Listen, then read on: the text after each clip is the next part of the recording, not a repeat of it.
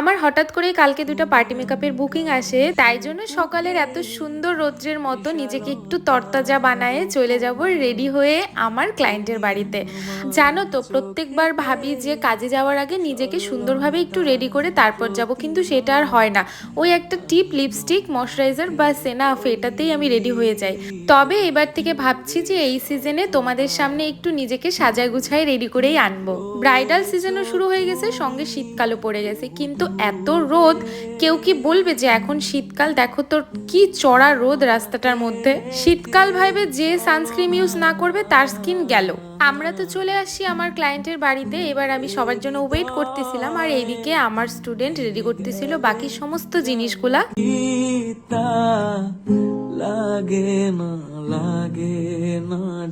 ফার্স্টে যে সাজবে সে খুব মিষ্টি একটা ক্লায়েন্ট, সে হচ্ছে এই আন্টিটা। আন্টিটা খুব মিষ্টি না দেখতে?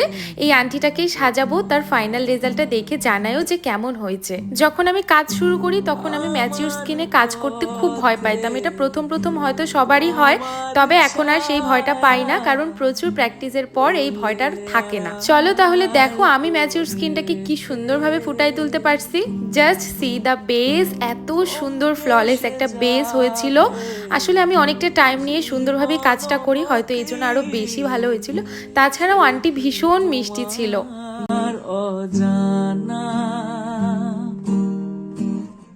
আন্টির ফাইনাল লুকটা আমি লাস্টে অ্যাড করব, তার আগে আমার দ্বিতীয় ক্লায়েন্টের সাথে তোমাদের পরিচয় করাই দিই। এই হচ্ছে আমার ক্লায়েন্ট। এই দিদিটাও আমার কাছে সুন্দর সাটেল একটা বেস চাইছিল, যাতে খুব একটা উগ্র না লাগে, বাট দেখতে যাতে খুব গর্জিয়াস লাগে। যতটা সফট গ্ল্যাম রাখা যায় সেটাই চেষ্টা করছি। চলো দেখতে থাকো কেমন হয় লাস্ট পর্যন্ত মেকআপটা।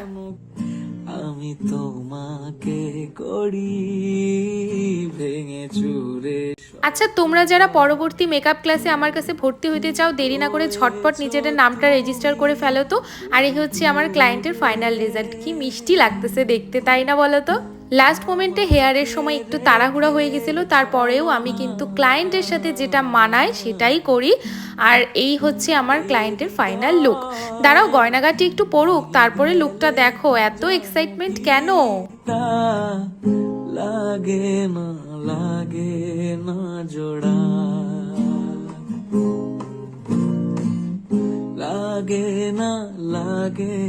কেমন লাগলো বলো আমার এই ক্লায়েন্টকে এই সাজে? যেহেতু আমার ক্লায়েন্টসরা কিন্তু বিহারি ছিল, তাই আমার শাড়ি ড্রাপিংটাও কিন্তু বিহারি স্টাইলেই ছিল। আমার তো ভীষণ মিষ্টি লাগছে, প্লাস আমার ক্লায়েন্টসদেরও খুব ভালো লাগছে। আর এই হচ্ছে আন্টির ফাইনাল রেজাল্ট। আন্টিকেও ভীষণ মিষ্টি লাগতেছিল। তোমাদের কাকে বেশি সুন্দর লাগলো দুইটাই কমেন্ট করে জানাও।